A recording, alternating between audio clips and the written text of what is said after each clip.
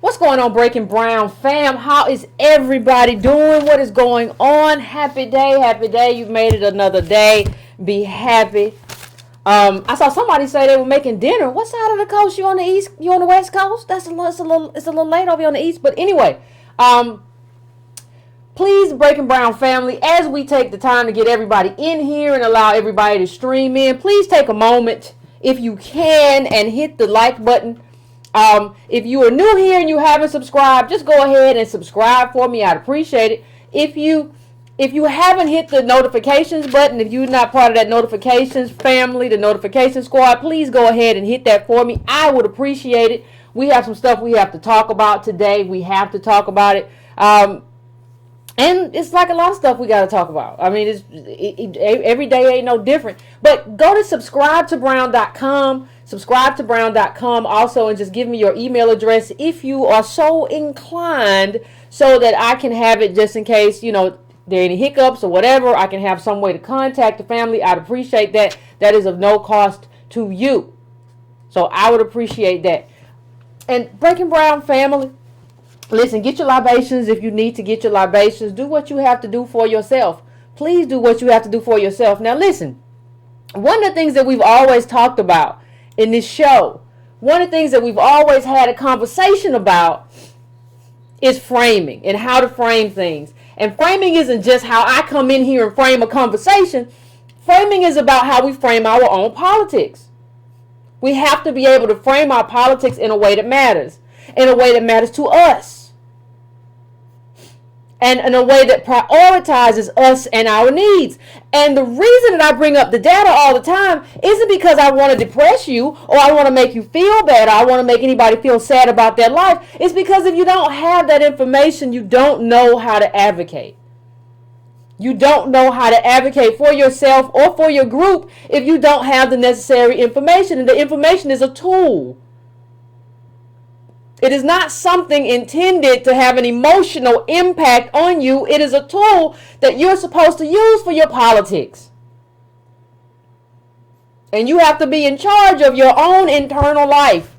We probably have to do a whole show about that at some point, about how everybody got to be in charge of their own internal life in terms of your own emotion and your emotional reaction, and just seeing things as what is as opposed to what it should be or what you think you can make it be by magic. So here is a chart that I have shown many a times, but I'm going to put it up again because I want everybody to get an understanding of where we are when we talk about how to advocate and when we talk about how to deal with billionaires who say they're going to make our lives better.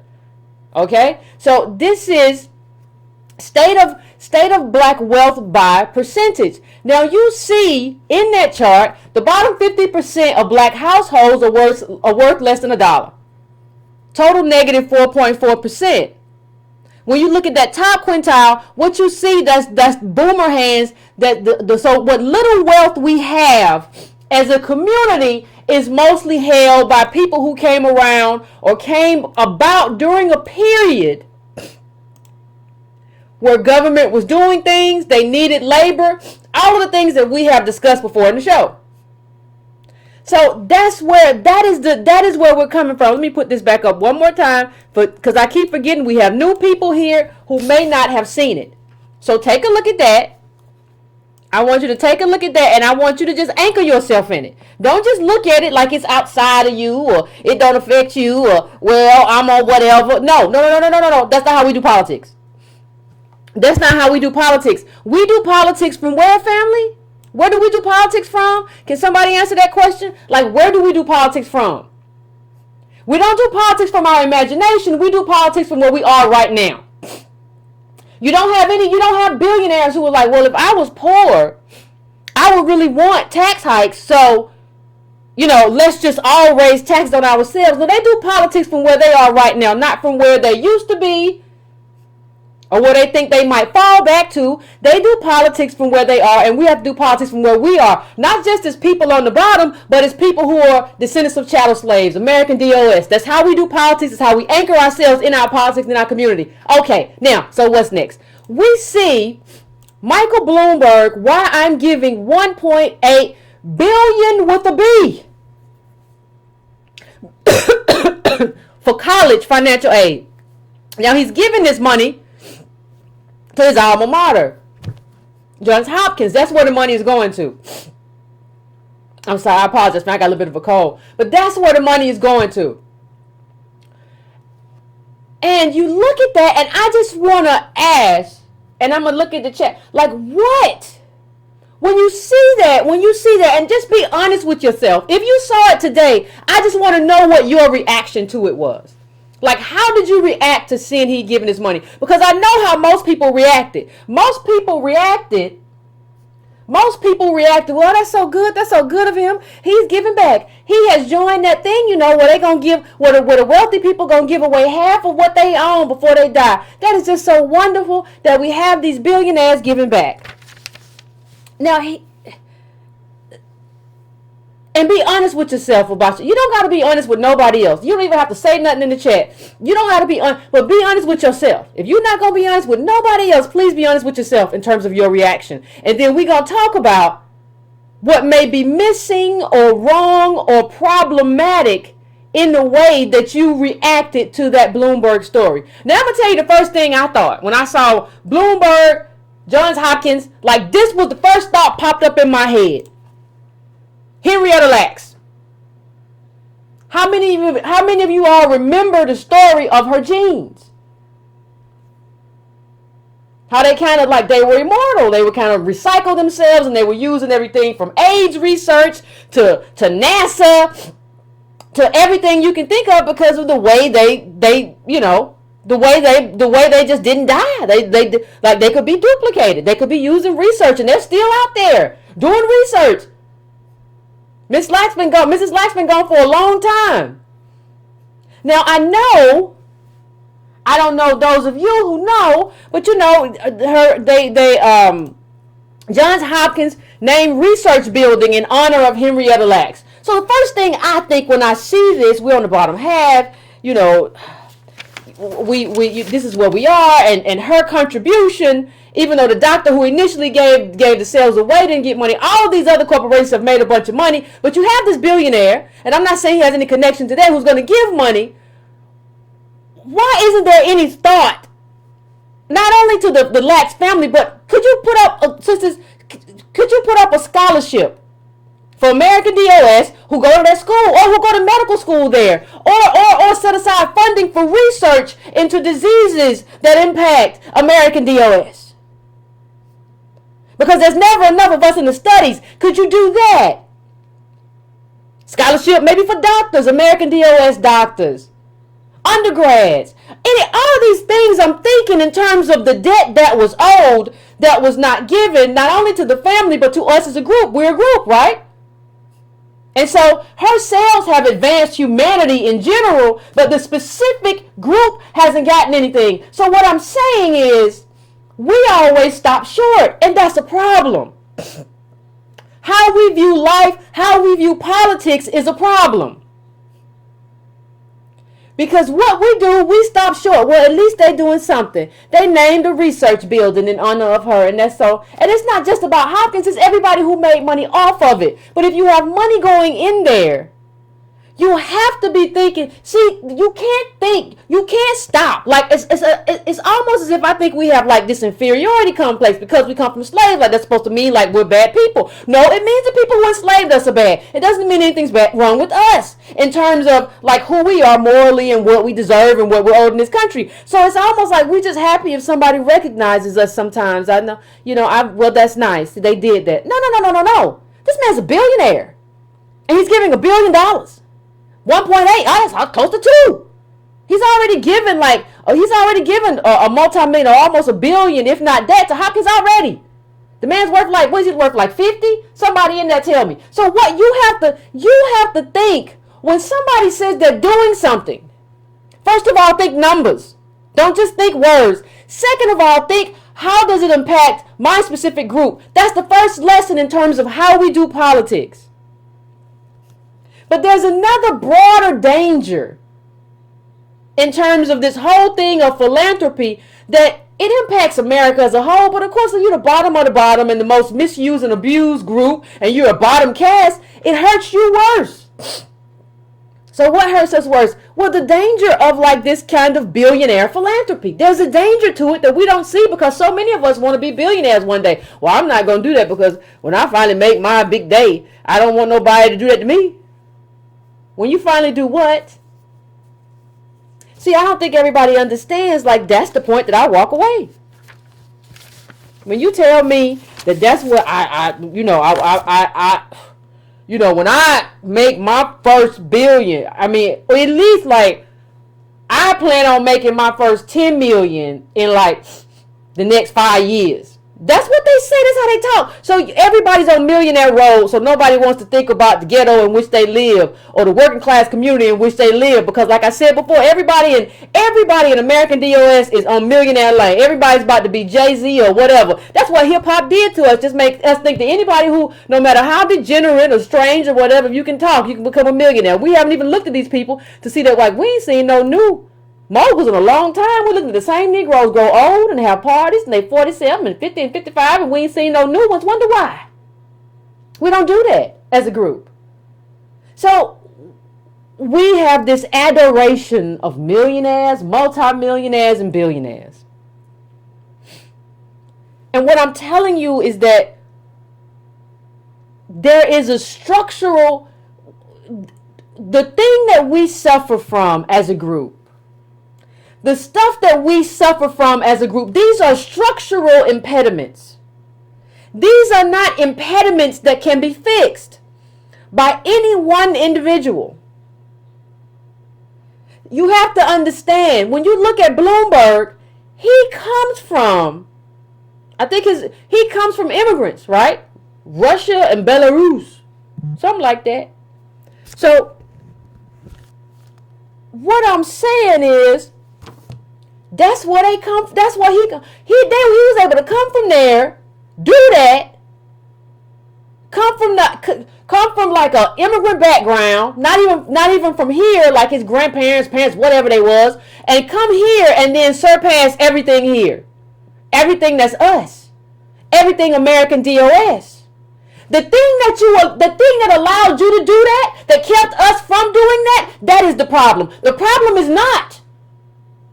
The problem is not that we need billionaires to donate money to schools. The problem is the thing that allowed them to become billionaires while we stay the bottom caste in terms of how this society is structured. And if you're not talking about the structure of societies, if you're not talking about power arrangements, if you're not talking about hierarchies, then you're not talking about real change. If you're not talking about how this society is structured to put us at the bottom, then that is not real change. And that's how people con us. If you're not able to see real change, as opposed to this little fake piecemeal change, then that's going to be a problem. And see, when you talk about the dangers of big philanthropy, let me just give you one thing in terms of how we have to learn how to count. I just want to, we know that charity up to a certain point is tax deductible, but just look at how this impacts the taxes that we pay to undercurrent tax deductions when we cheer them on. Just read this quote from this article that you're looking at. It says, for every dollar donated to charity by a wealthy individual, everyone else effectively chips in 40 to 50 cents. When their tax bills go down, we pick up the slack to pay for public services such as infrastructure, research, and defense. That's what happens when somebody wealthy gives money. Now let me tell you the story of Bloomberg. Understand? Immigrant background. But let me tell you his story. And we understand why his story wasn't my story or your story. This wasn't our story. After graduating from Johns Hopkins University with a degree in electrical engineering and dropping into Harvard to pick up a quick MBA, Bloomberg landed a job at investment bank Salomon Brothers in New York City. His first task was to count out and organize the millions of stocks and bonds in the bank's vault. But his quick thinking and remarkable work ethic soon saw him rise up to the ranks and become a partner at the young age of 30. Now understand that, like, what this financial profiteers and markets kind of do. Their job is kind of destabilization. So what you want to do is, like, look at how they just destabilized the market recently. Global meltdown. So you get to go and do all of this destabilization and then come back and say, I want to stabilize life for poor kids. I'm trying to figure out how any of that works. And then even when you say it, well, this 1.8 billion at Johns Hopkins is going to be used for poor kids. Yvette, don't you think that's a good thing? Well, hold on, because that's a private institution. Now let's do the data and figure out where people go to school. Now this is U.S. college enrollment statistics for public and private colleges from 1965 to 2016, and they have projections up until 2027. Okay? That's where the projections go to. Now I'm going to put this chart up here for you. You see public versus private. And poor kids or tend to go to public schools versus. So here's what, and that's not even just everybody, most kids you see from the chart go to public universities, public colleges. But how will Bloomberg really get this? Listen. In 1978, Bloomberg was given the task of running the firm's information technology division, a reassignment that was designed almost as a punishment by his ambitious fellow partners. The IT sector was seen as an unglamorous and unimportant, far removed, as Chris Nichol writes in his biography of the banker, from the glory of the trades and the deals that made the money. But it was here that Bloomberg found his niche. After being eased out of the company with a $10 million golden goodbye, Bloomberg set about putting what he'd learned in those dingy offices into practice. So basically, they unintentionally, according to them unintentionally, they set him up. Like, do you understand that? Like, what you just heard is like you got set up to win. You got set up to win. We got set up to lose. And understand, listen, if nobody understands anything else, understand this. Nobody who benefits from the status quo as it is going to do anything to upend or rock the apple cart. If the status quo as it is made you a multi-billionaire, you're not going to do anything transformational. And what we need is transformative politics. The system, the way it is, made you a billionaire. It made us a bottom caste. So you're not going to do anything to change the way the system is set up because you have benefited immensely from the system the way it's set up. And even what you just did, people don't really understand. Well, that's going to really benefit kids at Johns Hopkins. First of all, understand what kind of school you're talking about. This is not a school. This is not just any public university. Listen. The median family income of a student from Johns Hopkins is $177,000, And 72% come from the top 20%. About 2.2% of students at Johns Hopkins came from a poor family. 2.2%. So that money that he's setting aside is going to be used. It's going to be used for 2.2%. See, understand something. This says about 2.2% of students at Johns Hopkins came from a poor family, but became rich adults. Now understand, don't just look at it like that. You gotta look at it from, were those students us?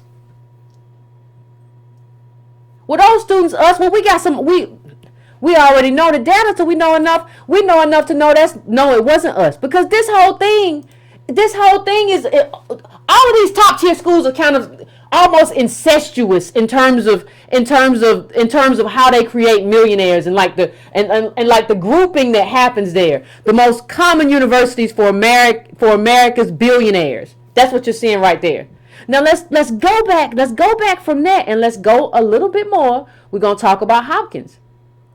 Right? What kind of students attend Johns Hopkins? So with the red little box, we have among the lowest. The white box is typical, and the green box looks like money is the highest. So let's just go all the way down. Median family, we already saw that. Median family income 177. Average income percentile. Okay, understand that. Look, what the top tier, again, that first column is in the Centennial, the second one is in Maryland, and the third one is other elite schools, public and private colleges. Now, I'm going to scroll all the way down to the bottom for you.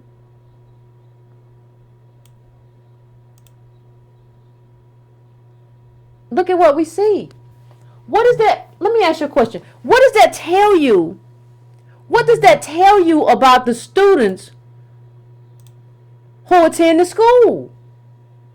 What does that tell you about it tells me that these kids, most of these kids, the overwhelming majority of the kids who get to this school have already made it. And just compare them to other schools. Let's just go, because we don't just talk. Let's just go through it. College by college, comparing Johns Hopkins with its peers. Median parent income for students born in 1991, approximately the class of 2013 and 2015 dollars.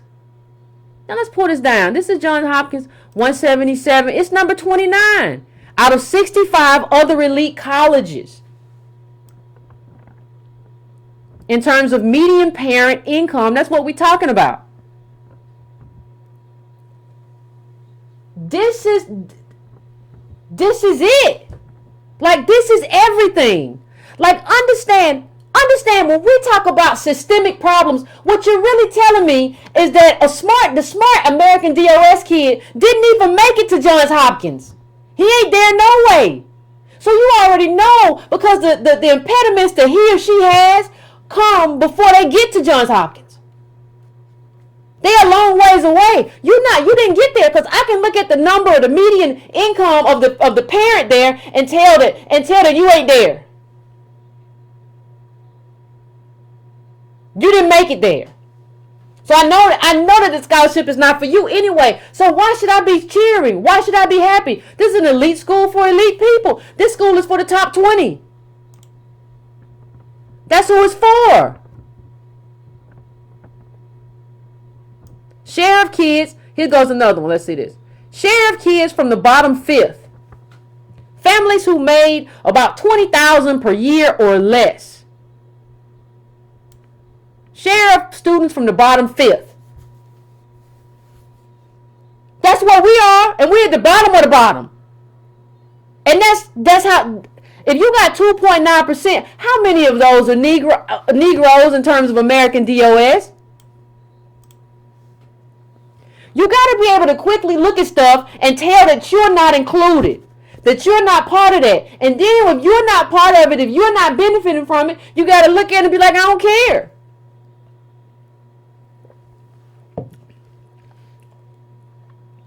I don't care because it doesn't help my group. It doesn't help me. I don't care because it doesn't help me. It doesn't help my people. And we need more than that anyway. We need transformational change. So I can't care. You don't get kudos. And what happened with Henrietta? Like what happened with Henrietta Lacks? You got to be able to, one of the things that this era requires, it requires you to make quick assessments. And sometimes they are sort of complex assessments. Because that's what people do with us. People walk by us all the time and don't care. They don't care.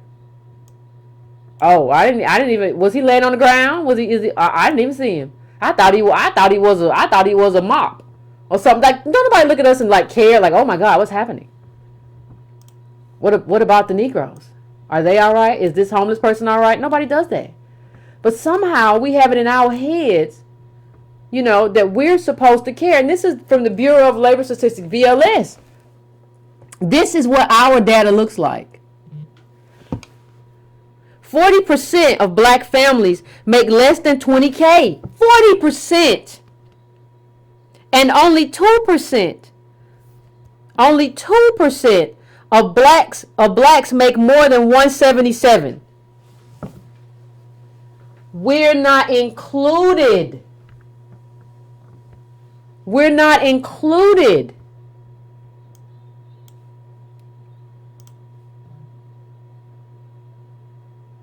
And that 22 is we talking family. We talking family income. That should mean we're not included in this. How you choose something that doesn't include you? I don't understand. This is not individual. This is not like you making 20 and your spouse making 20, so y'all making 40. No, we talking family. 20. Sit. I don't know how we get to this point and we don't understand what this means for us. Now, if you look at students from the top, again, let's just go back one more. Again, students from the top, share of students from the top fifth. Just take a moment to stare at the number.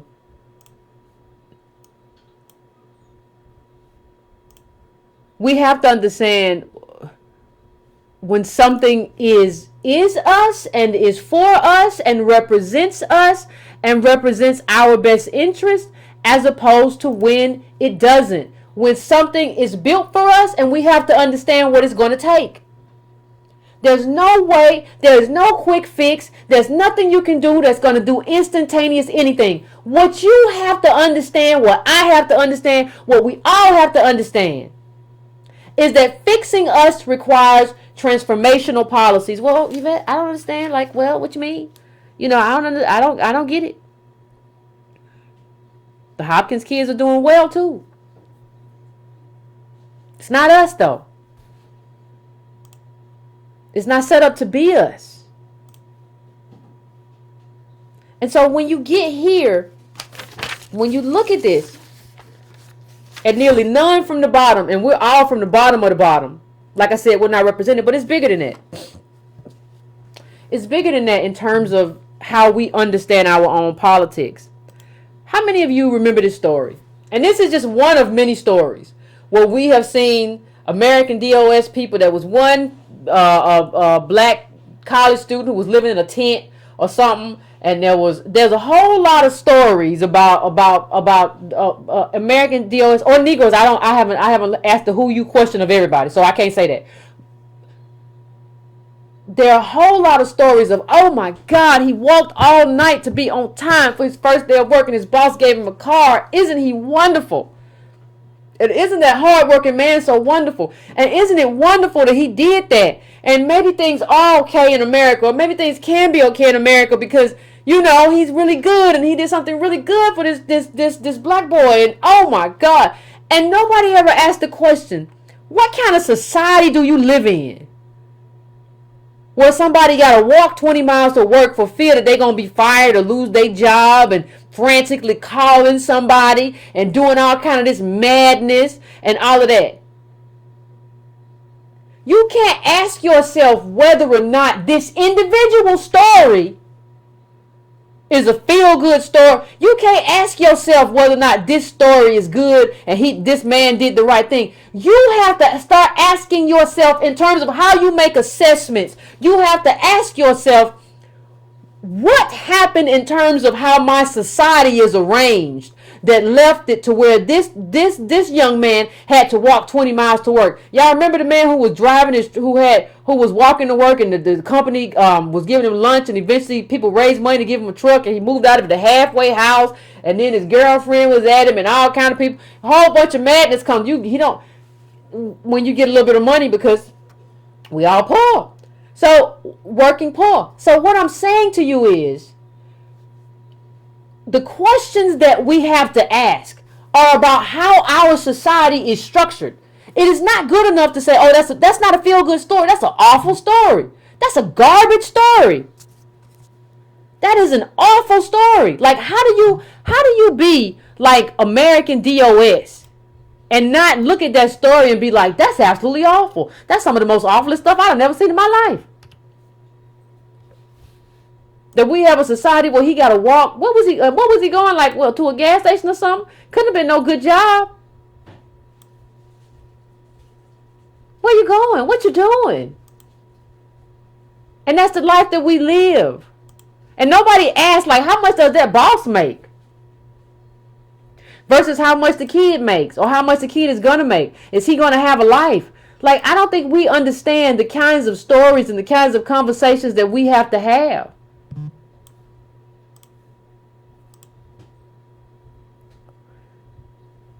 And I don't think we understand what people are giving. Let me pull this up real quick for you.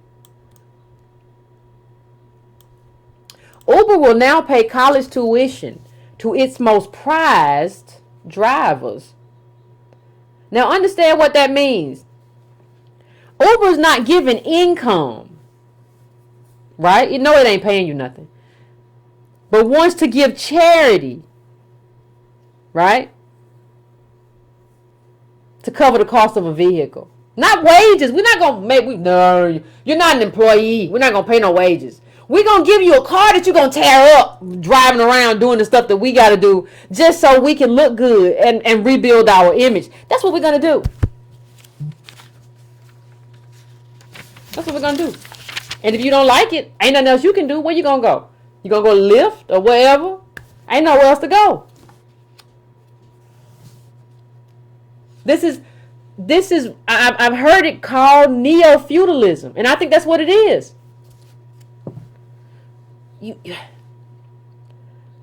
And you know, one of the things we have to understand, let me find this quote. One of the things that we really, really have to understand, and this is a quote in this article, Michael Bloomberg, why he's giving. This is a quote from this article, so you can look up the article, but this is a quote from the actual article that you should think about. He says, "I was lucky. My father was a bookkeeper." Well, a lot of you immigrated here, and your father was a bookkeeper. A lot of us had fathers who was during the time that you came up who were slaves. So yeah, you really were lucky because you were white. I mean, but he says, "I was lucky. My father was a bookkeeper who never made more than $6,000 a year." Well, whoop de whoop. But I was able to afford Johns Hopkins University through a national defense student loan, and by holding down a job on campus. My Hopkins diploma opened up doors that otherwise would have been closed and allowed me to live the American dream. Isn't that special? Isn't that special, American DOS?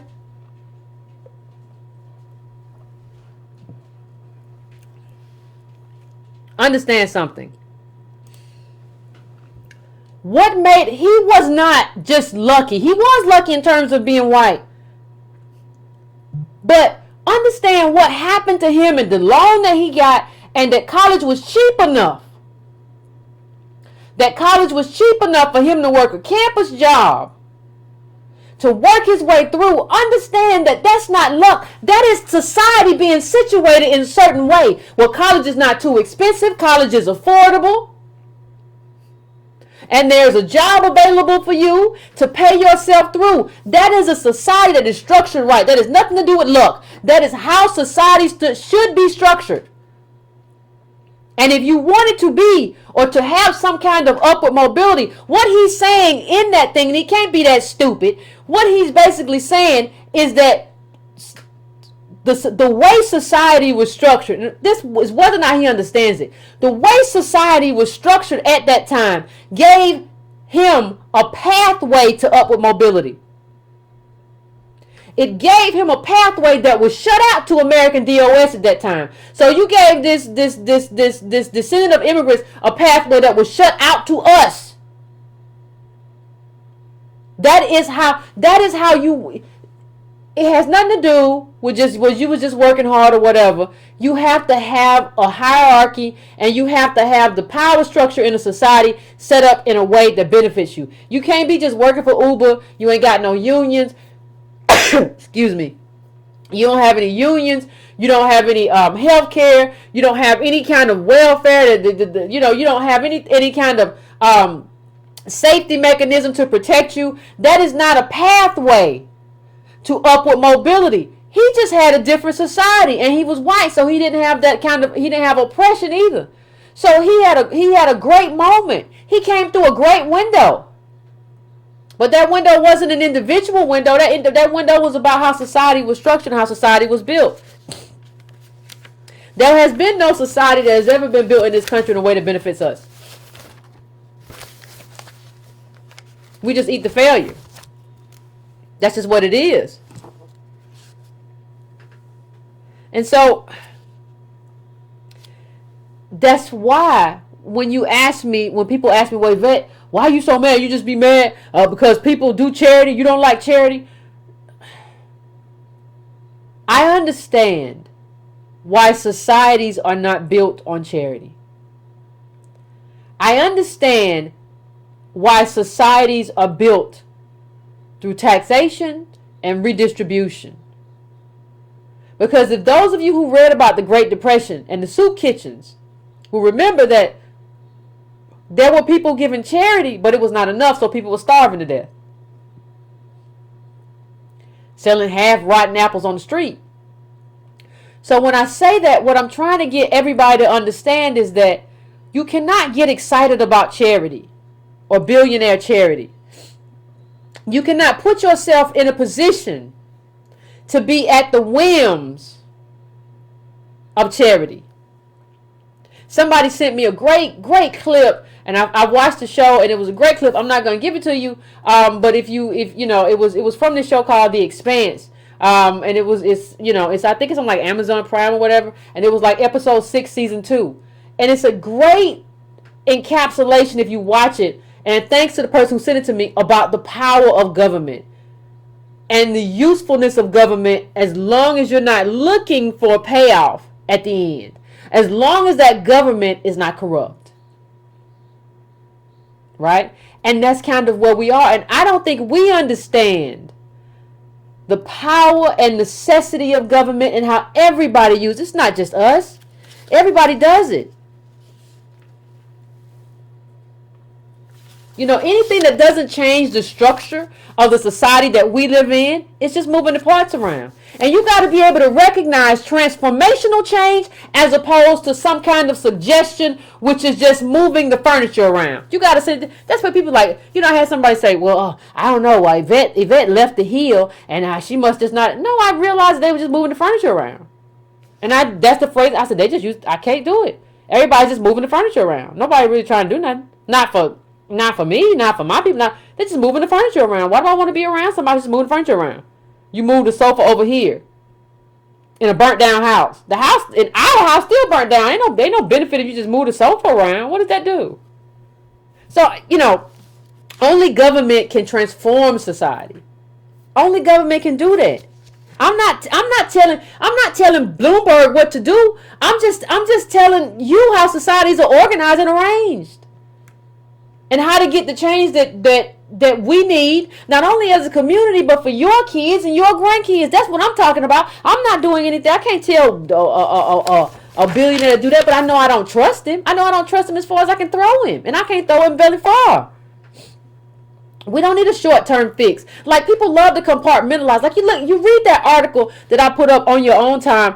Just go and read the article, and you see he says, like, well, other fixes include, like, giving kids, what does he say? Giving kids mentoring on how to pick schools and stuff.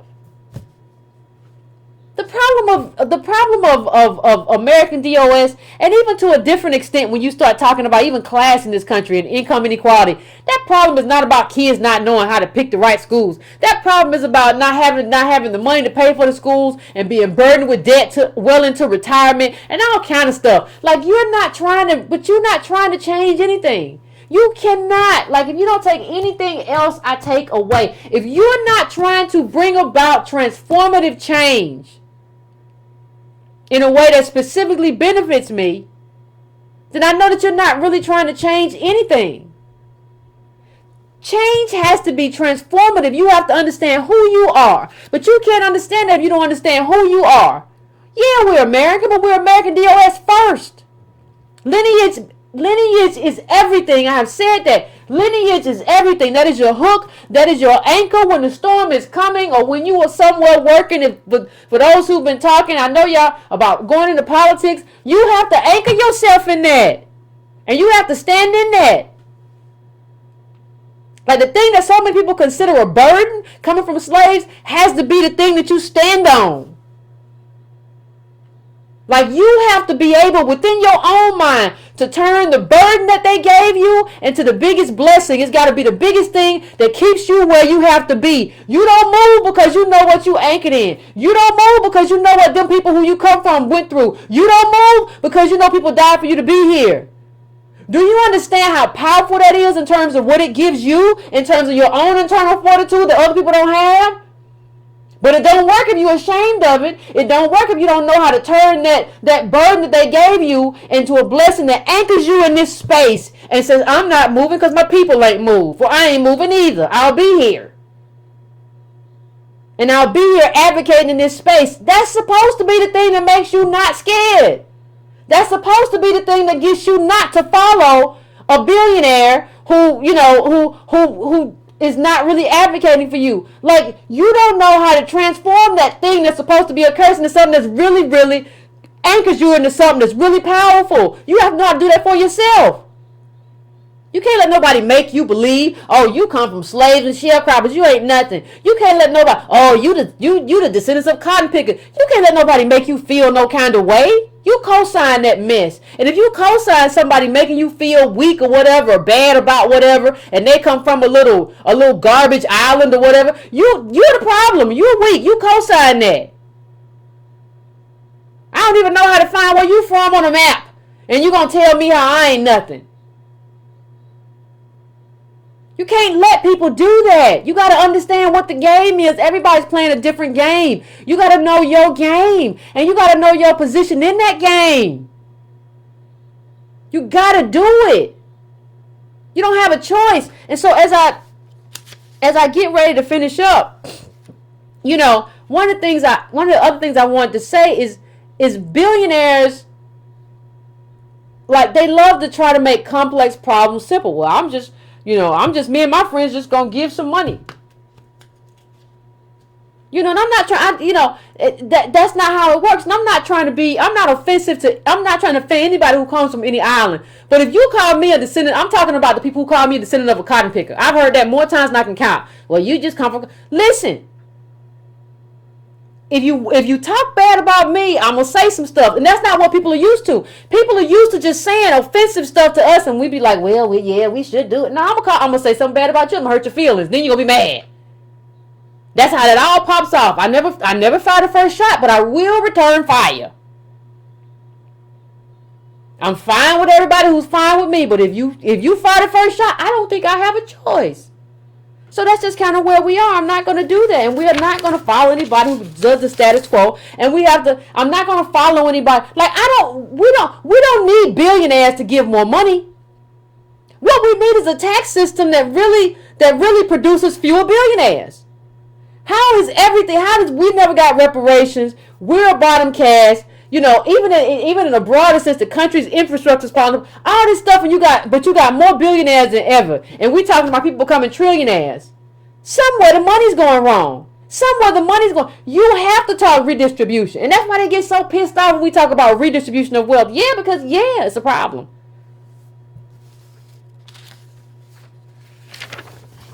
It's a problem. And if you want to redistribute, you say, well, isn't Bloomberg, isn't he redistributing because he gave some of his money? No, what you need. See, the reason you have government and the reason you want government to work well is that government can put together a study.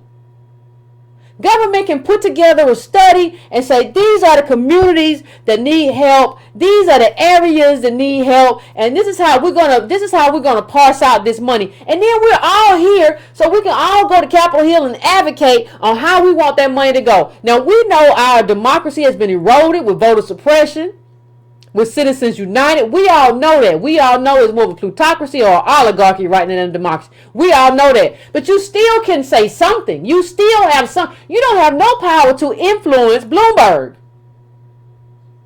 So I don't want billionaires leading the charge on anything. I want you not to really have $1 billion. Why didn't you get taxed more? Why didn't that money go places? Why don't we have more of a progressive tax system? See, the thing is, you can't support Bloomberg and support reparations at the same time. If you're supporting him and you love billionaires and you love all these really multi-millionaires, then what you're really saying is that you don't support reparations, because reparations requires more taxation. Getting us out of the hole that was dug for us requires more taxation. It requires even more redistribution to us. You can't like those two things at the same time. It's math. You know how in an equation said these two sides have to be equal or whatever? You have to do the math. The government has a budget. That's how it works. I don't understand how people don't understand that. And we abdicate. It's an abdication. You know, one of the things that happens with us is that we're a group who needs government the most because of what was done to us systemically for over 400 years. We need government the most, but we're the quickest ones to cheer an abdication of government or a replacement of government by billionaires. So we need it the most, but we cheer the abdication of government the most, or the refusal of government to take on its own responsibility. Like, we don't understand what we need and how we have to advocate. We're living in like this real weird dream world that like we just have to, as a group, have to wake up from. I need more. Like, we need more than a billionaire who invests in his alma mater. What does that do for black kids who are at other schools or HBCUs or any, what does that do? How does that help? I don't understand it. And I don't understand how we feel good about it. Like, well, you know, I think it has to do with like the fact that we all think, well, my time is coming. Like, I'm about to be there. I'm about to hit, and we don't understand. I mean, the Breaking Brown family understands, right? But most of us don't. Outside, I don't even think we understand what rare air like the Breaking Brown family is dealing in. Most of us don't understand that. We don't really understand what has to happen in order for us to be okay. Like, we live through this imaginary world where like tomorrow life's going to be different. And it's not. And you'll be, you know, sometimes I see, you ever be like in the store somewhere and you see like a man who you know is at least, he gotta be 60. At least mid-50s, like, and like, his pants are sagging a little bit and he got the hat turned to the back. And I tend to think to myself when I see that, does he really think it's just about to pop off? Because there seems to be this sort of like with us like this. It's almost like I don't know how to say it, but a fetish, a youth fetish.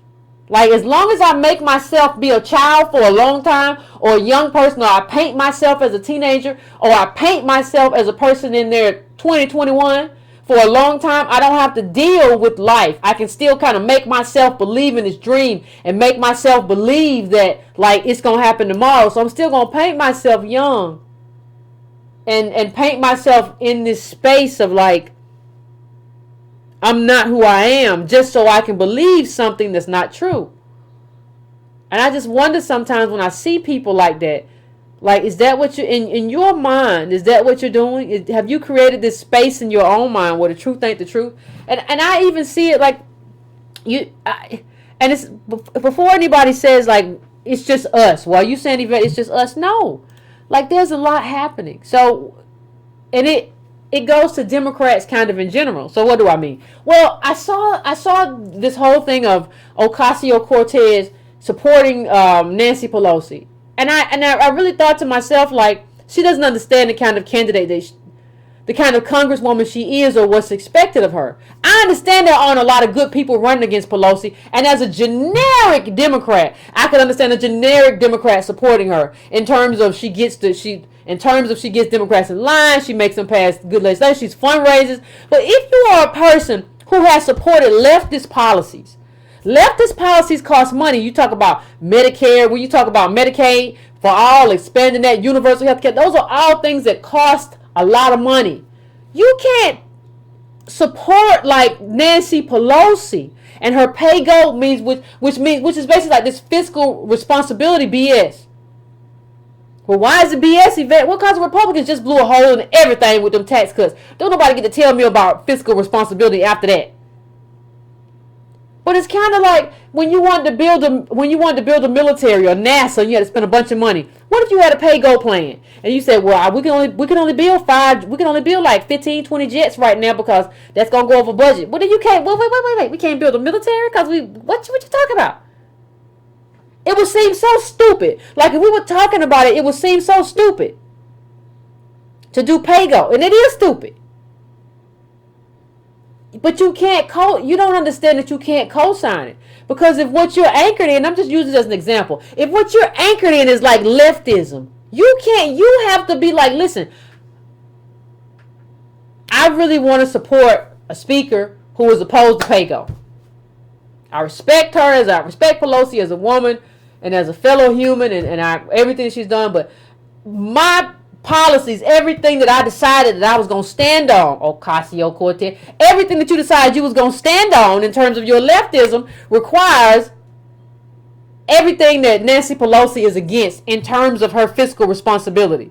Everything that you want to do costs money. So you going to stand up on that, or you going to stand up on the fact that y'all both women or whatever? And you ain't got time. You ain't got time to be over there taking little pictures and doing all kind of other stuff. You got to play. That's just how life is. And so I bring it up just to show that, like, I don't think people understand their own identity. And I don't think we have a clear understanding in general in terms of who our politicians are, who our politicians need to be, and how they advocate based on what they run on.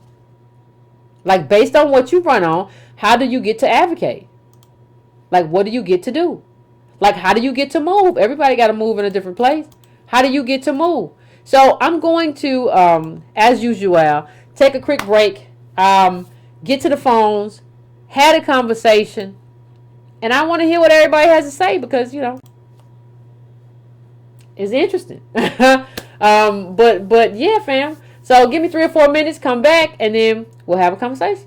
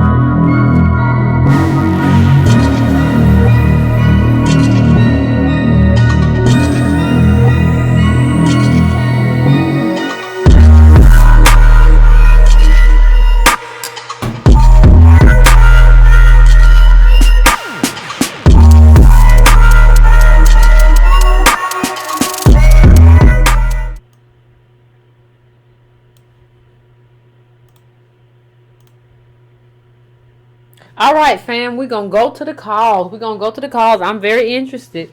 I'm very interested if people saw it today, because sometimes what happens is that everybody's busy. I understand that, and part of what I think my job is to hear is when people are busy, to kind of like bring stuff up that like America intends for you not to see and intends for you not to pay attention to. I just want to hear your thoughts, and I am going to go to the calls.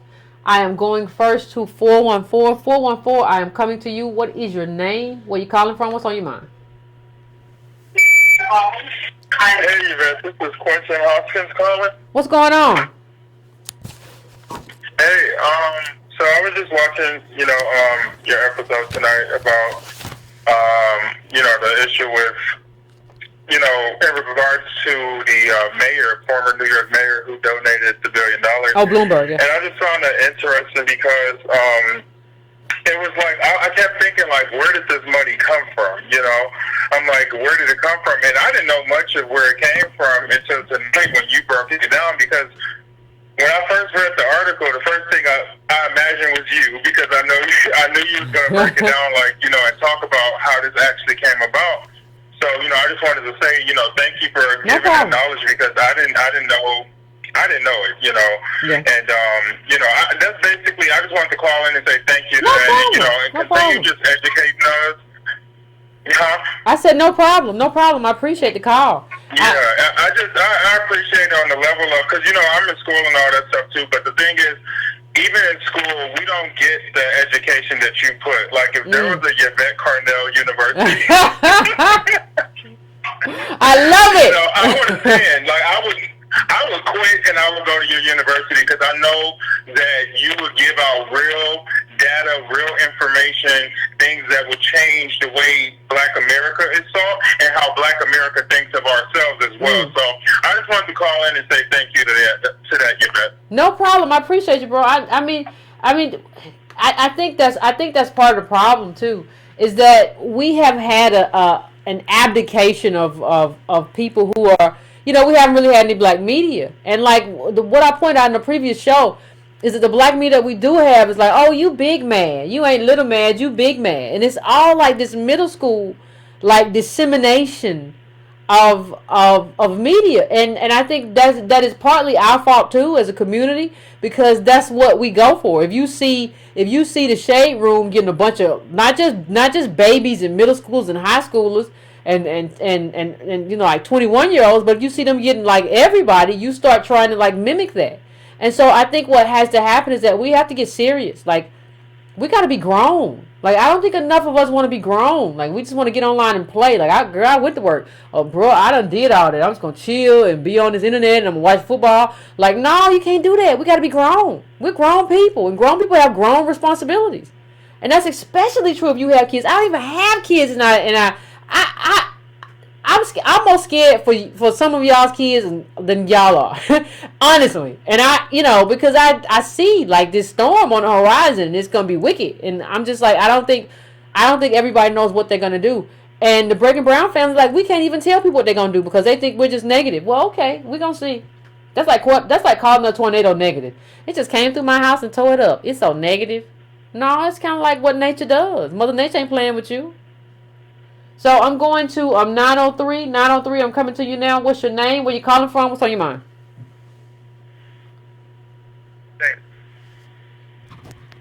I can barely hear you. Can you turn yourself up or something? I can barely hear you. Yeah, I can hear you now. All right. So my point is this for right now. Okay. When we go through something, right? Uh-huh. And people sit there and say about guns, oh my gosh, you killed 11 people. What about the forest fires? The forest fires have killed 80 plus people?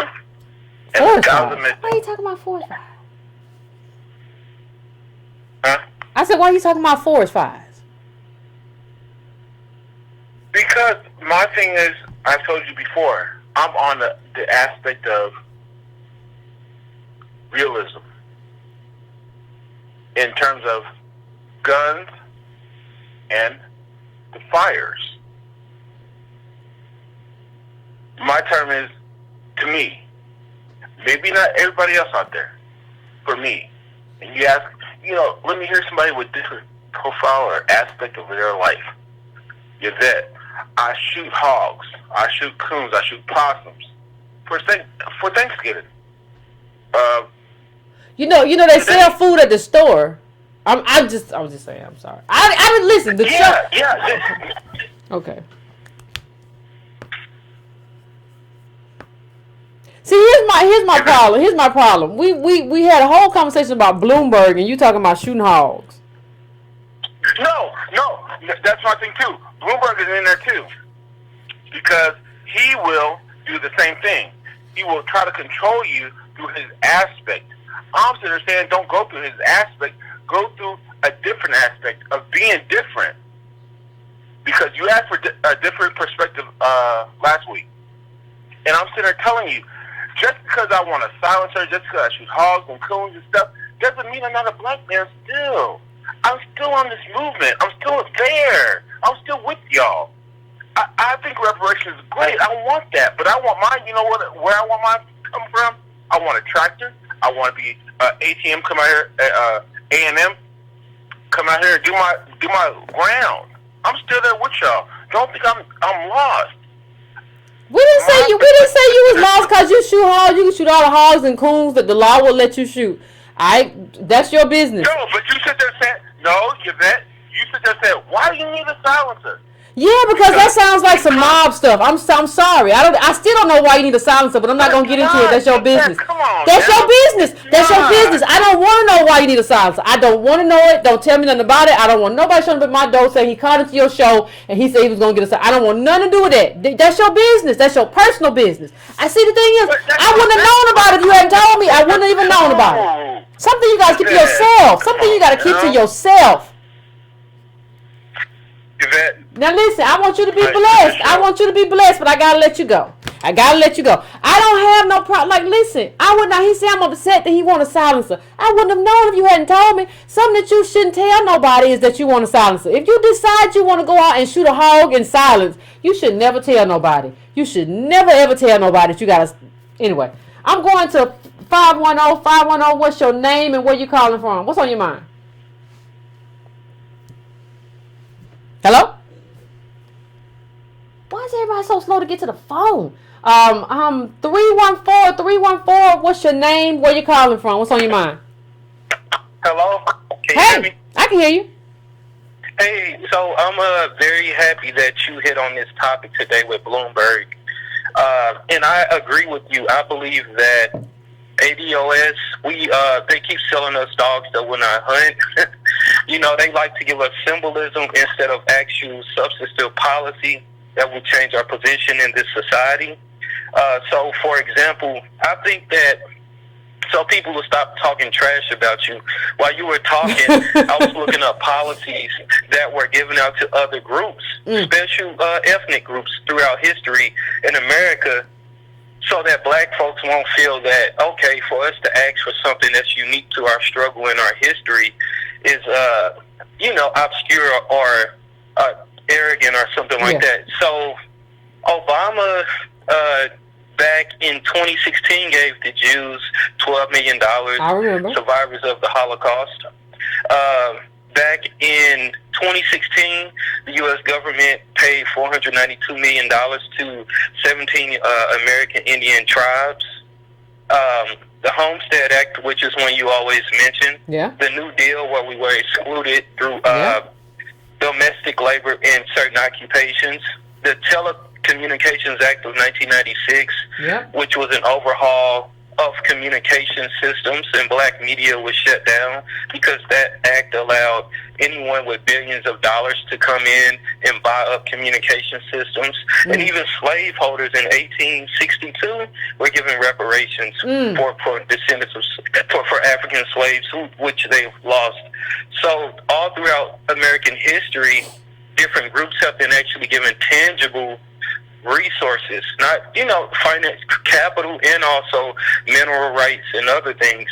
So I think what you're saying is it's not enough that Bloomberg gave some institution that gives honor to a particular ADOS ancestor, but you're saying that needs to translate back to our group and help to elevate. Well, he didn't even give it to an ancestor. Like if he had said, "Listen, I'm give $1 billion. I want 400 million to be for like ADOS in the memory of Henrietta Lacks," I'd have been like, yeah, that's not transformative politics still. But I'd have been like, yeah, that's what you do. When you do charity, because charity isn't politics. Charity isn't transformational. Charity isn't redistribution in terms of how we manage society. But in terms of his charitable contribution, it would have been something that I respected in terms of charity. But charity is still not how we manage societies, and that's for a reason. But I would have said, I appreciate that charitable contribution that he set aside, that he put for ADOS people. But he didn't even do that. What you want me to do?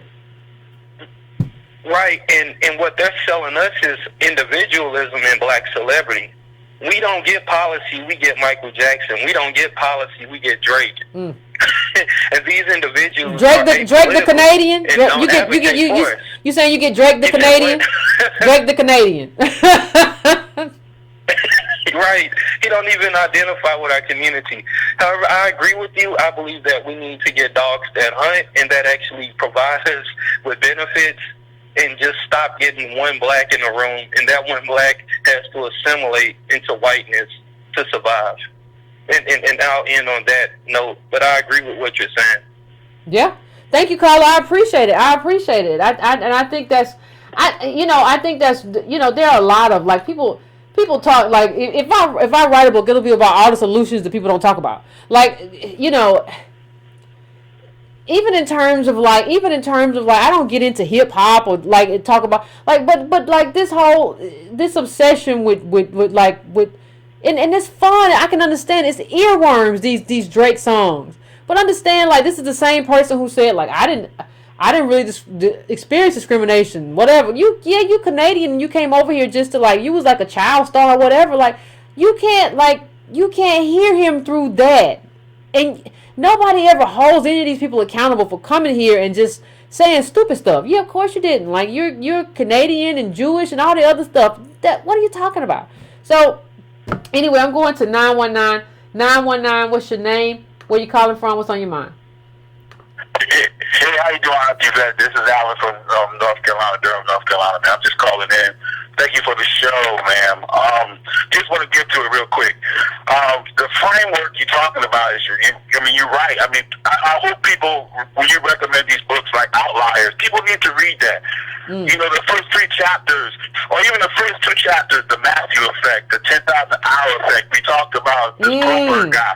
I mean, these people, what they said, it took 10,000 hours to master something, to become a wizard of something, to become great at something. When you have those advantages, as you just mentioned, people master these things. And then, like you said, I mean, when you go into those spheres like the John Hopkins, the Dukes, the Harvard, you're just reproducing the same thing over and over and over. And one of my pushbacks I have, when we talk about charity, and I'm not even going to talk about billionaires, I get very upset too with athletes. Well, I'm doing a school drive with book bags, or I'm doing a school drive with water to this and that. And it seems like people never make that comment when they're standing in front of those media outlets and say the government, like, they never give the pushback to the establishment. It's always this individual charity, and it becomes like more subjugated to, like, I don't know if it's like it comes to the prophecy where we say we just like the things that make us feel good, but we never talk about, like you said, transformative policy, and that becomes a major problem. Since I've been put onto your show, ma'am, I've just been reading and reading and reading, and sometimes I don't read these books into entirety, but Outliers has just stood out to me. And when we talk about this show, this book just stood out to me. Talk about Bill Joy, talk about the differences with Bill Gates and these advantages. And these people, even though they may not, these guys that we talk about from John Hopkins and different things, these people have these advantages that we tend not to see. And then we look at it from an individual lens and say, hey, we can produce the same thing. But if it takes 10,000 hours to get to that, we're already behind. We're millions, trillion hours behind. So the only thing you can do, like you said, is transformative government. And it seems like every time, it's at the point now where I'm erasing individuals on Facebook. Now the newfound Republican group, a lot of them like to take the shots at DOS and say, it's your fault. I'm doing this, but they don't talk about where I'm anchored from a VA. I was in the military, so I get $3,000 in VA benefits, service-connected benefits, and it's tax-free. And a lot of people are not explaining what they do this from, but what bothers me is just the fact that we just never seem to get it. And I just must say, I mean, we got ways to go. I just want to say my piece, but I want to say thank you, and I appreciate you, man. I appreciate you, Tom. Love you, Brown family, God. Thank you. No, I appreciate you too, bro. And it's not just you said something that was very powerful, bro. You said we got a long way to go, but let me tell y'all something. We got a long way to go and a short time to get there. We got a long way to go and a short time to get there. And understand, I put up this image of Jeff Bezos becoming the richest man in modern history, topping 150 billion because of the fact that he was given a $300,000 gift in the 90s. That's like $1 million today that your family gives you. And not only that, he had worked, like, I'm not even going to tell you. Just look at his background and where he worked too before he started Amazon. And understand that you got $1 million from your family. You had this job where you were making money and you started. Who could get $1 million? Like $300K in the 90s. That's what he got, like, as a gift. And understand, if you have a parent who gives you that, that means they can afford to lose it. They're not giving you everything they have. They're not liquidating their assets. Just like, okay, take this. Go do your thing. He got a little bookstore child. He trying to do whatever. I don't care. Whatever. Let him do his thing. Think about what that means in the context of your life and my life and what we come from. You think about the unfairness of a country that you build this country. You are the guts of this country and the bones. But you didn't get anything. Like, you gotta think about Bezos' parents knew they probably would. They thought, like, they didn't think like this is gonna be Amazon. They thought he probably gonna lose that money.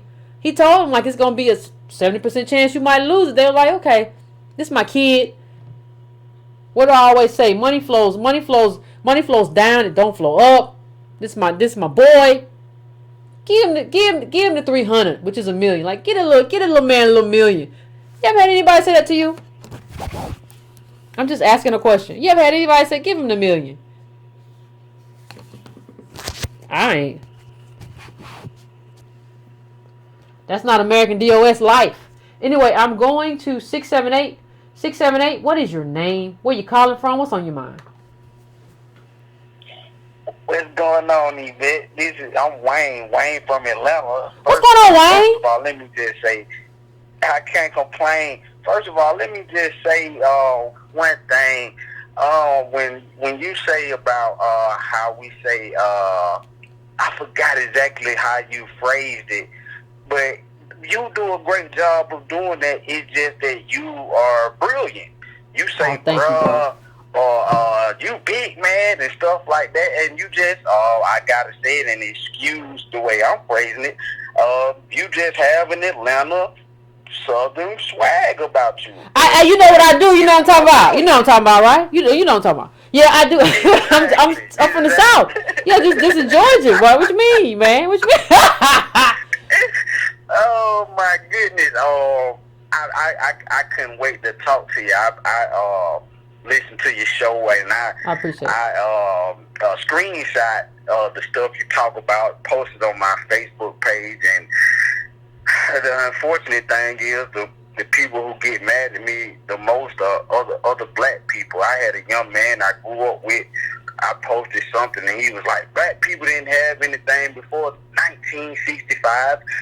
We did get a lot around that time, but I was just looking like, man. And as far as Bloomberg goes, he may be attempting to run for president. In my opinion, I think he just switched to a Democrat. He was an independent as a mayor in New York. Yep. But I find it ironic that he just switched to Democrat in the midst. And if we be honest, I don't want to go too deep off the deep end, but you got people that influence American society, like Aleister Crowley, things of that nature. I think the nation, especially with Barack Obama. And to be honest, I'm a pro-truth guy. I voted for him twice only because he was black. I gotta be honest. I'm 34. I felt like when I look at Frederick Douglass, he was a guy. I went to Frederick Douglass High School, by the way, too. And I think black men should lean towards him more than anybody. Even more so, not disrespect Dr. Martin Luther King or Malcolm X, because that's one reason why black men are so fearful.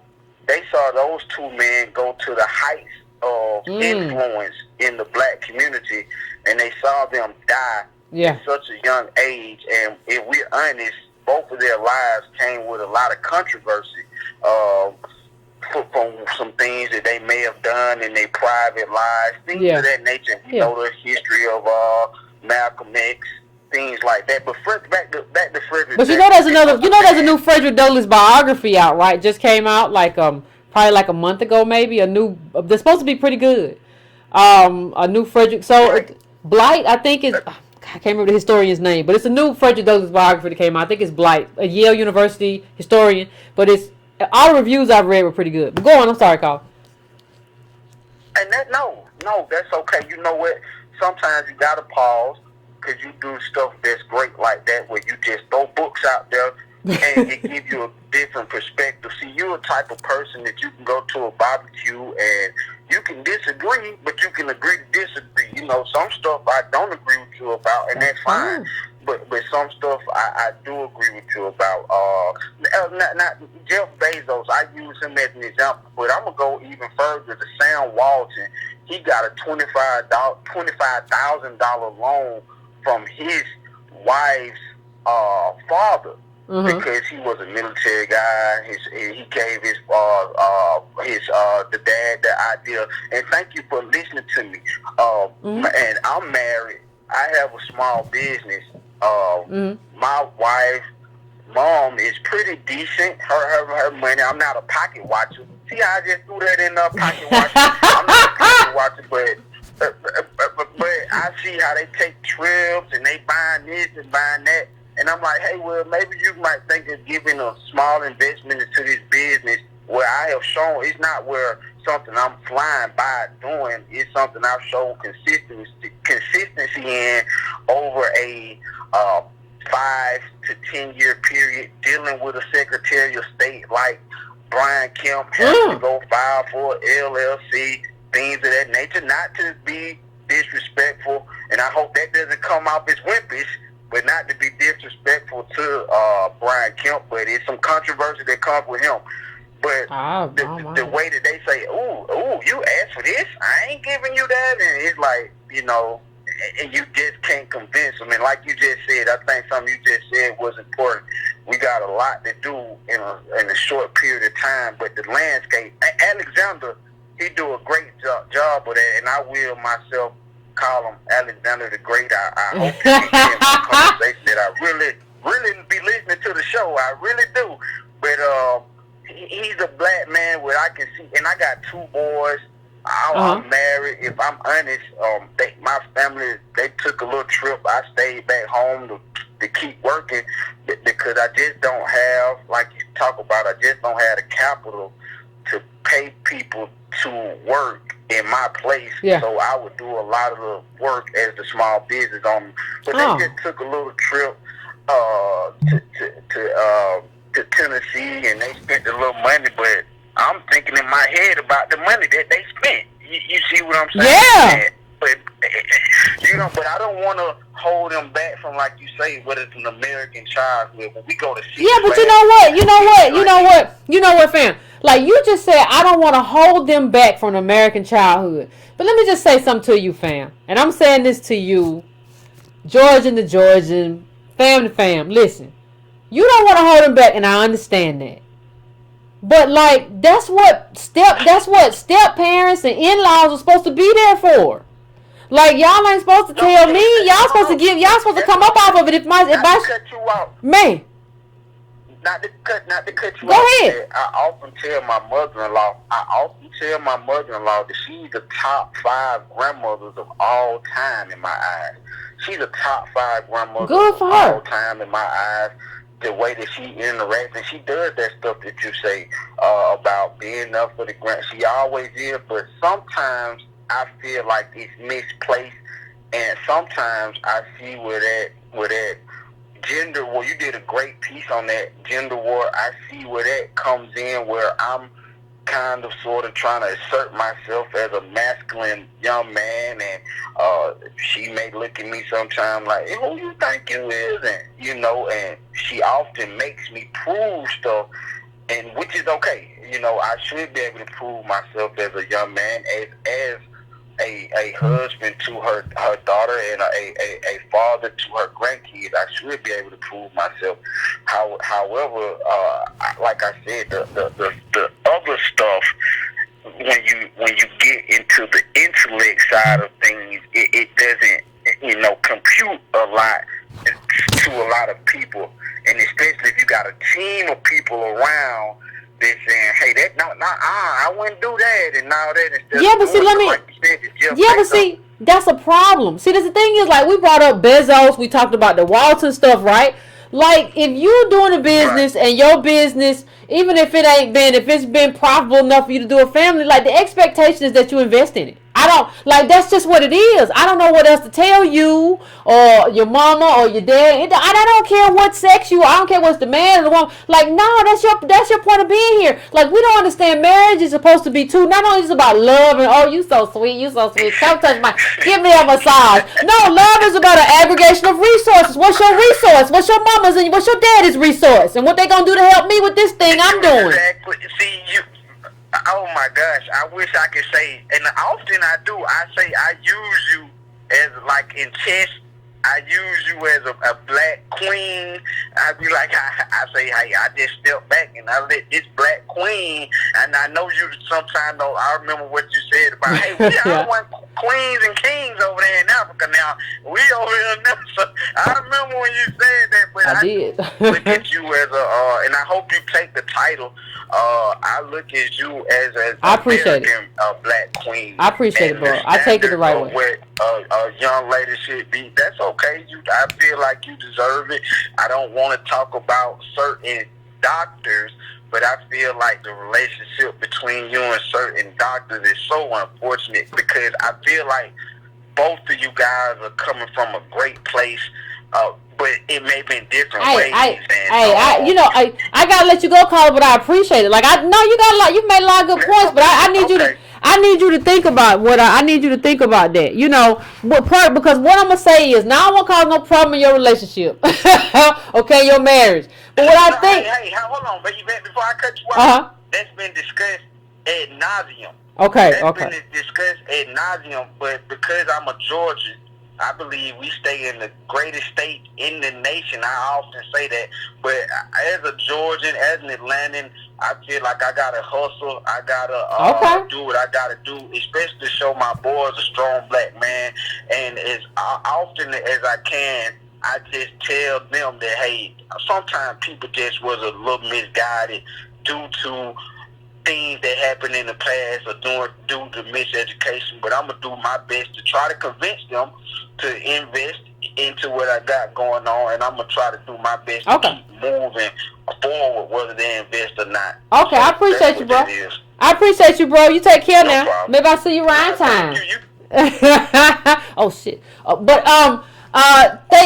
Listen. One of the problems that we have, and it's a problem of boomers. It's not a problem. It's a problem of boomers. Is that we don't want to hold them accountable. Like I think, and I understand what this brother. I understand what he's trying to do. He's trying to keep peace in his house. And I would have told the sister the same thing if she called in. Like, he don't want to. His parents don't want to, and they be telling me that no. Like, what you have to do. I have a problem. I really have a problem with the way that we have allowed these boomers to abdicate responsibility and not only like hoard all of their resources, but then speak to us about a life that they never lived and don't understand. Like, they get to move through life without being checked. And I am saying that is a problem. And I am saying that is a very big problem that we live through. So I am going to 202. Is this Alexander the Great? I don't know. Hello? Hello, 202? Hold on. God damn, my phone, I'm sitting there. You got problems. You got problems. Dang, I was trying, that last thing you said was fine. Yvette, boomers avoid, hold on, I gotta take that down. Accountability. You said they're avoiding accountability. They are. Avoiding resources. Oh my God, class is in session on that one. What's going on, Yvette? What's going on? It's not none. Hey, Hey, so hold on. I missed that fire show last week, but I've received a lot of emails. Did you? Part 2 show on that. Did you receive emails? Did you? Huh? I said, did you receive emails? Oh my gosh. Yes, Yvette, I'm hearing about that. Now, see, that was a show I need to be on. I'm going to leave that alone. I know you're going to do another one. let me, I might say a little bit about it. Because that David Blight book would have been real good for that show last week. But let me ask you something. Did you, because I was at work when the show started, did you touch on the National Defense Education Act? No. Oh, you did? I did not. Absolutely did not. Okay, so let me tell you something. All right, so everybody talking about this Russian meddling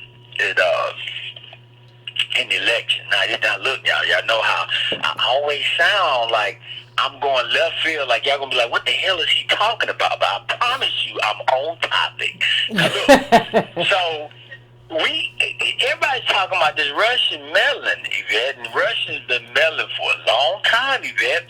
Way back in 1957, I'm gonna show you how everything that Michael Bloomberg has today, everything, his company and everything is a product of government. It's a product of government. So that's the premise up front. I want to lay it up. Now, to understand that, we got to go back to 1957. Yvette, them damn Russians, they was throwing satellites up in the air.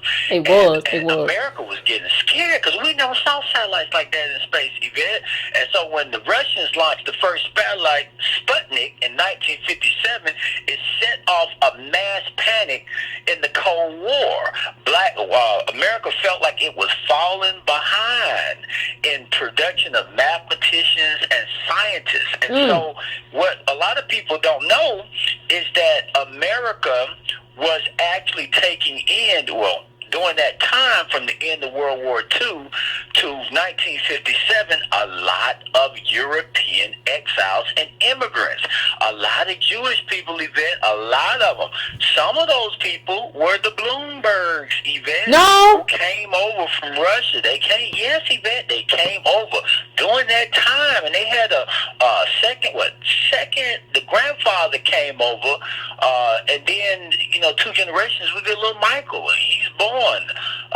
Not little Michael. And he comes along and he decides to go off to college. Now, he's going off to college at the exact same time that the Russians have launched Sputnik into outer space. That's very important because America, in its anxiety and panic in response to the Russians advancing in math and science, the American government came up with the National Defense Education Act. That is very important because that is the act that gave the funding for loans that sent people like Michael Bloomberg to college. That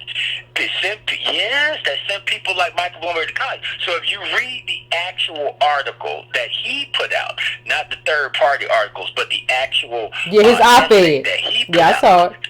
in the front, what did he say, Yvette? He said, I was lucky. Yep. My father was a bookkeeper. He never made more than $6,000 a year, but I was able to afford John Hopkins University through what? A National Defense Loan. Education Student Loan. That's what he said. So government gave him his opportunity to go to college. And he goes on to say, without that, the doors would have been otherwise closed and I would have never been allowed to live the American dream. You see what I'm saying? Yep. So his rise was due to government. America was capitalizing on the immigrants fleeing Germany and fleeing Europe. That was the whole crew that came over with your boy Einstein. He came over during that era and worked at Princeton. And all of them were coming over. It was like affirmative action for immigrants. Now, we did have a DOS, one of your brothers, Yvette, in Congress, Adam Clayton Powell, he was your light-skinned brother, he was in there, and he forced, when that legislation passed, he forced an amendment that added a Title VI to that legislation, which gave some funding. He couldn't get funding for HBCUs, but he was able to get funding for people who wanted to study African American studies. Not sure how much that'd get you economically, but he tried to do the little best he can. Now, fast forward to what the brother said in the call today when he said Barack Obama. What was the brother said a minute ago when Barack Obama set aside 12 million? I was trying to remember the legislation, but Barack Obama increased the appropriation, the federal appropriation to the state of Israel, and I count appropriation to Israel as reparations, unlike a lot of other people. But I say all that to say is that what you're saying about government's involvement in curing the ills of black people is spot on. Bloomberg doesn't give enough credit, to government in his rise, because without that loan, he would have never been able to go to college. He would have never been able to college. Now, keep in mind, by 30-something, by 32, he's a millionaire. He's a millionaire. By 32, he is a millionaire. He was able to get loans and everything to start Bloomberg. He was able to walk away from Sullivan Brothers with $10 million in his pocket. So he was able. Now, he's played this dance switching back from Democrat to Republican and independent. But here's the thing to never forget about Bloomberg, in case you a native DOS considering, support. He's the guy that gives you stop and frisk. He's the guy that gives you broken windows policing.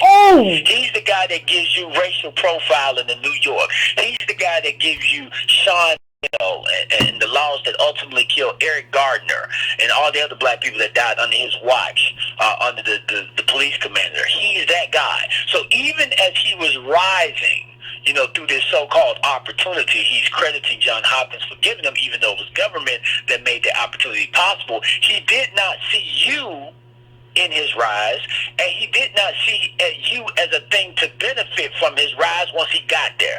Because once he became mayor, a lot of his policies that were designed, they were anti-black. Stop and frisk is straight racial profiling. Broken windows policing is the same thing. It means the least little thing that you do, I'm going to criminalize it. And so that was going on, time and time again under his watch measure. So I just want black people to really understand when they look at this. Last thing, Yvette, white folks are playing a real long game. Did you see this thing when Stacey Abrams?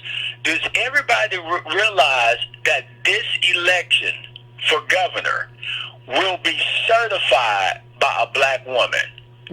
I know it. I realize it. I ain't even say nothing. It's going to be certified by a black woman. Now, the reason why I'm bringing it up in the context of this conversation is because I want to juxtapose that to what Adam Clayton Powell was doing in Congress at the time, when the National Defense Education Law was passed, versus what Crittenden, who is the woman who is now Secretary of State, was doing in Dill's office. You had one person that was working to eke out some type of existence for DOS people up under a white administration, and then you had another person that was sticking the nail in the coffin of a DOS's rise. And I just wanted to point that out. And then in closing, Nancy Pelosi and the Ocasio-Cortez thing is very important for people. Now, Yvette, I know you disagree with me on this, or you have some measure of disagreement with me on this, but this should send shockwaves to people, because it shows, in my estimation, that, I don't know if I'm pronouncing her name right, Ocasio-Cortez. I don't believe she is as progressive as she let on. And so she's not as progressive as she let on. So now she's being co-opted by power. We saw that movie before. We saw it with Barack Obama. We've seen it with the countless number of other black elected officials. And keep in mind, the Congressional Black Caucus is opposing yet another black candidate, a black woman who's trying to run for Speaker of the House. So I just wanted to point that out, just some things to keep note of, as you're watching this stuff, to kind of understand what you're saying. And by the way, what the hell was that brother talking about a minute ago about shooting damn hogs? I don't know what he done called in before, talking about shooting hogs. He got silencers. Do you need silencers to shoot hogs? I don't know what be going on. I never told that man he couldn't shoot no hog. He want to shoot a hog, you can go shoot one. Ain't nothing I can do about it. But why you keep talking to me? You need to get some sound effects, Yvette. You need to you need to have a sound effect that when somebody say, you should just push a button and say cocaine is a hell of a drug. Cause that dude, I'm like, where is see, I was really trying to, I think he was high or something. He was talking about shooting goons and shooting. He always talk about, he called him, Alexander, he done called him before and talked about that, but I'm just trying to tell him, I don't even really eat meat like that, but I'm just trying to tell the man they sell ham at the store. That's all I want to tell him. Like, but if you want to go do that, I don't know how it's a topic of the show. I couldn't understand what he was where he was coming at. That fool, I mean, like, was he trying to say we should be self-dependent? I think he was trying to say we ostracize him because he killed hogs, but nobody ever ostracized him. Like, we wouldn't even know you kill hogs and you have a silence if you hadn't told us. What you tell us that for? I don't want to know that. I don't want to think about that. That stuff be in my dreams. I'll be running from hogs tonight. Tonight I'll be running from a hog. Just gone. I don't want to hear that. Well, that dude, man, I literally tried to listen to people because you get the tag elitist if you don't. But that fool said killing hogs. I almost lost it. I thought I was hit. I thought I was tuned into the Tony Sotomayor show. I had to check my dial, Yvette. Oh no, Lord no, Lord no. All right. Thanks. As always, Alexander comes to us with the history lesson. Let me tell y'all, Alexander be everywhere. Don't think that he don't know who all these people are. Whether they be Sotomayor, whether they be the Breakfast Club, whether they be the history, the History Channel. He be everywhere on the interwebs. Unlike I can't never be nowhere trying to figure out what everybody doing, what everybody saying, and then reading 2 books at the same time. I don't know how he do it. It's not my job to figure out how he do it. I don't know how he do it. You know,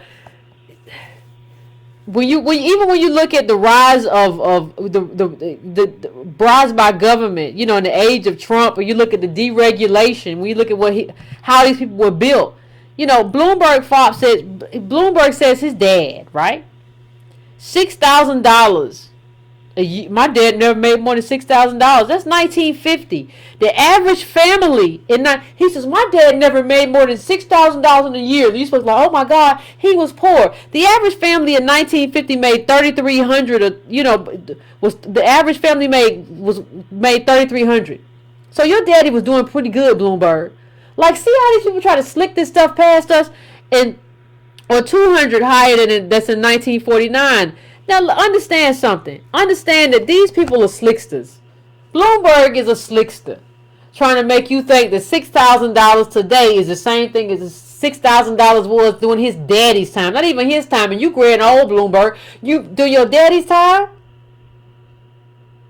Like, we don't really understand who these people are and the game that's being played. And if there's one thing I would like to bring to the table and try to encourage people to do, if you can't do nothing else, understand the game. Like Alexander said, this is a long game. They're playing a long game with a very long play. And that's what we're dealing with. So I'm going to 404 now. 404.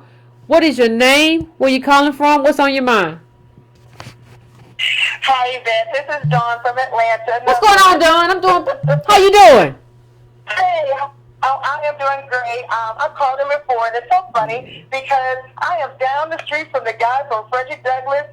My kids go to Mays High School, Bishop Elijah Mays High School. Okay. So look at that. Atlanta.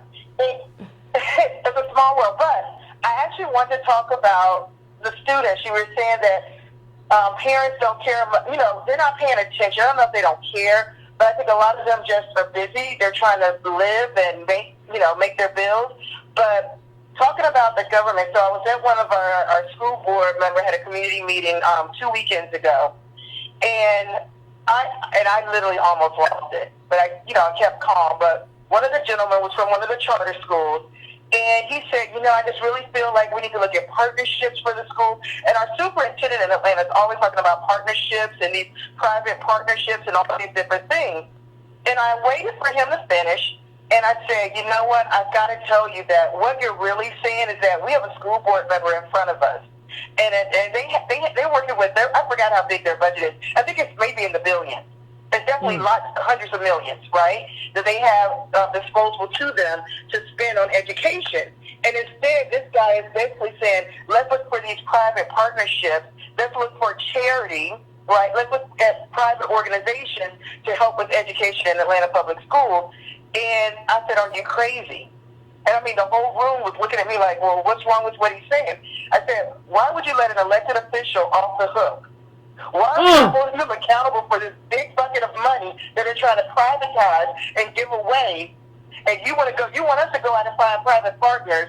And like you said, 1.8 here, that money is not sustainable. We don't have tax money coming in every single year. We need to attack the people that have the money that's going to be coming in continuous to make sure our kids get what they need.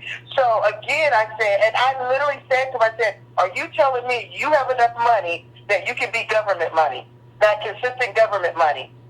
I'm not saying. And so it was interesting because people kind of just looked and said, we've got to get away with thinking we can do it ourselves, and we're going to stop begging them. We're not begging them. That's our money. You know, so I really want to emphasize. So really what my message to everyone in the meeting was, I know it's hard because they basically give you the runaround, but you have to keep fighting. That is your money. Stop having them say, well, let's go look for partnership. They love talking about partnerships and go out in the community, go to Home Depot, go here, go there, and get the money. You have the money. I'm not going to get anything because you have the money. So, I mean, and it's really interesting. The more you, and of course, I mean, it stumps people because they're like, I guess they do. And I said, yeah, you don't want to do the work. You don't want to do the hard work of getting the money that's already there. Well, you know who else that want to do the work, fam, and who tried to pass that stuff off as private. Y'all remember My Brother's Keeper with Obama, where it was just basically charity. And he brought all these charitable people together in the private sector, and he was the president. Like, you didn't understand your role as president. And this is what I couldn't get people to understand. Your role as president is not to get like private funders together.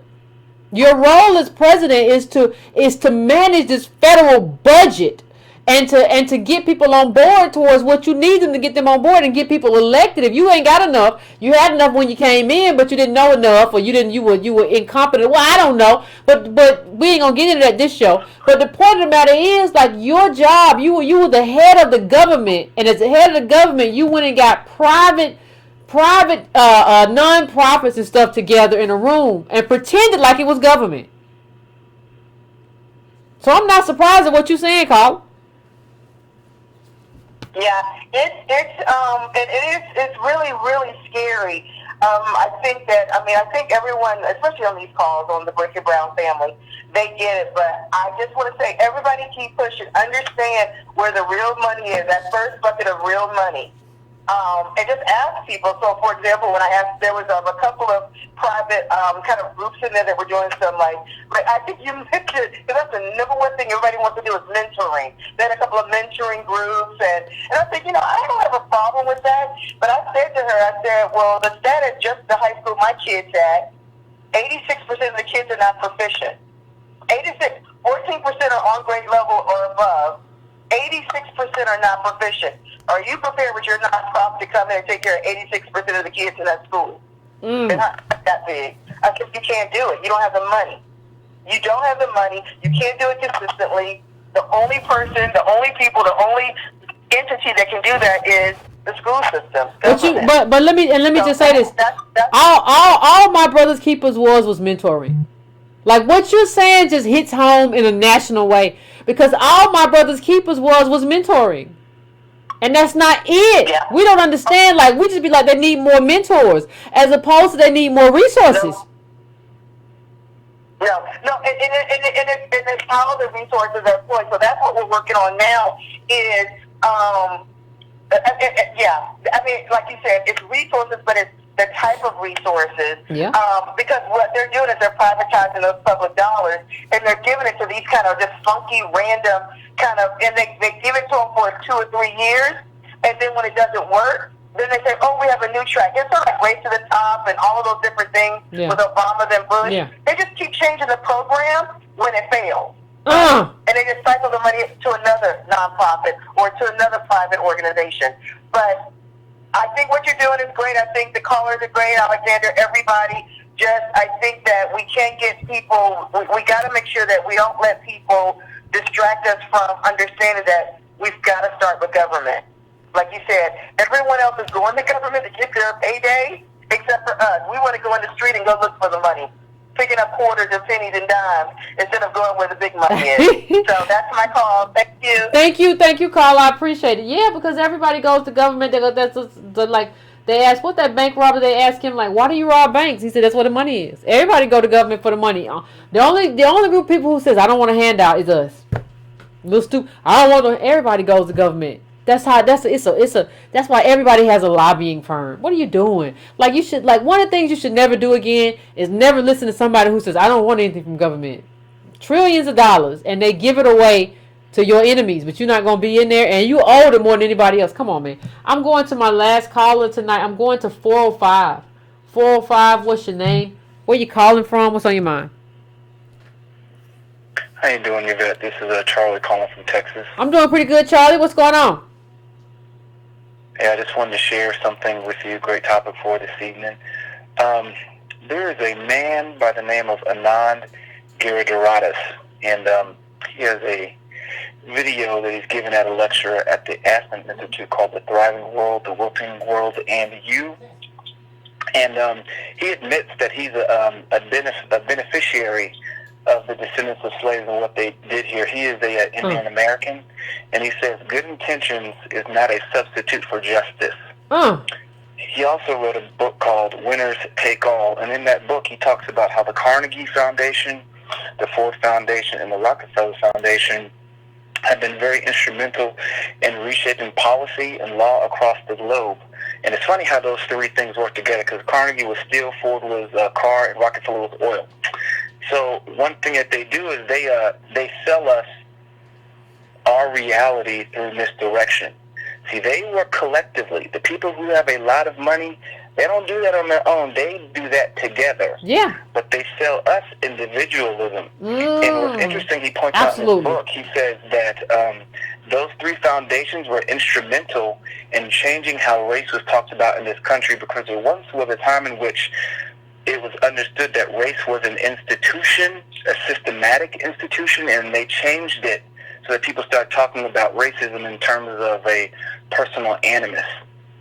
And so he gets into the history of this in this book. He talks about how these foundations, they co-opted the movement in apartheid South Africa to make it less militant, and they also co-opted a lot of people in South America to overthrow those democratically elected governments. And I think it's something really interesting to take a look at. Okay.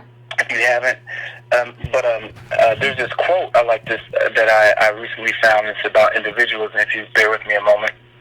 And it says, in this society, we stress individualism. And I try to get across to people all the time that in reality, there is no such thing as an individual. That is a social fiction. There's a type of label used, but it does not really exist in reality. The individual, the thing we call an individual, is a synthesis of social experience, a unique combination of our having interacted with others and having undergone social experiences, and it's our unique way of expressing our social relations and our experiences. But who we are and what we are is the result of social relations. It is not something that is not completely unique to us and not shared on some level with others. The very fact that you speak a language means that you have a shared identity on some level. If you were a complete individual, no one would understand what you were saying. And so that quote points out to me that we really need to understand who we are in this country as descendants of slaves, because if we don't, I think the reality is that we'll be left. When I mean left, we could possibly perish. There are people who are no longer on this earth because I've said that too. This stuff is not guaranteed to you. So if we don't wake up and realize that we are in this together, because they didn't put together a plan and say, okay, we're gonna go get Yvette from Africa. Okay, we're gonna go get this person from Africa. No. They put you in a category and they got all of us together. And that's all I have to say tonight. I appreciate it. You said a mouthful, caller. You said a mouthful this evening. I appreciate it. But I think we need to say that too. We walk around, and the caller said something that I've said before. We ain't got to be here. Like, you have to understand, there's nothing that says, like, you got to keep these descendants of American chattel slaves in this country. They got to be here. No, that's not how it works. It's competition. And you got to leave all your moralism.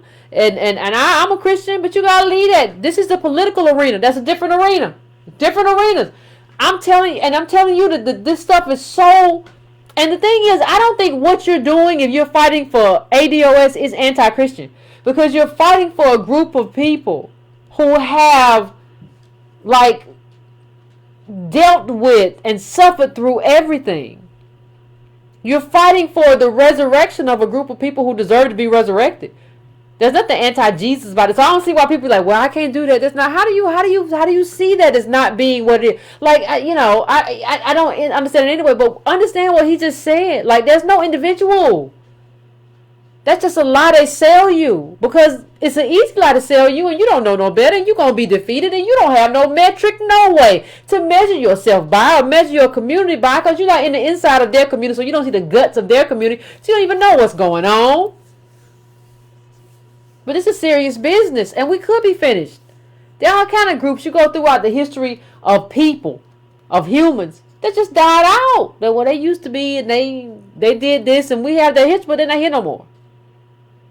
I don't understand why we don't understand that could very well be us. And it looks to me that is intention to be us, with the replacement of us by other groups and the putting of us on a cast. It looks as if like somebody's trying to flush us. Like it looks like that's what it looks like to me. The question then becomes, are enough of us, not everybody, just a critical mass of us going to get smart enough to start advocating specifically for us full-throatedly? That's the question. Are we going to understand the importance of politics, or are we going to still go on individualism, even though he just, like the call just told us, it don't exist. It's not real. These people all exist in networks of wealth that go back generations. There's no thing. And they go back generations on top of, like, our people. Like, that's how they got it. Like, the shoes in the race, that's us. You won the race using us as shoes. And now you want to throw away the shoes. Right? That's where we are. And so these are real questions that we have to ask ourselves, and we have the real assessments that we have to be able to make.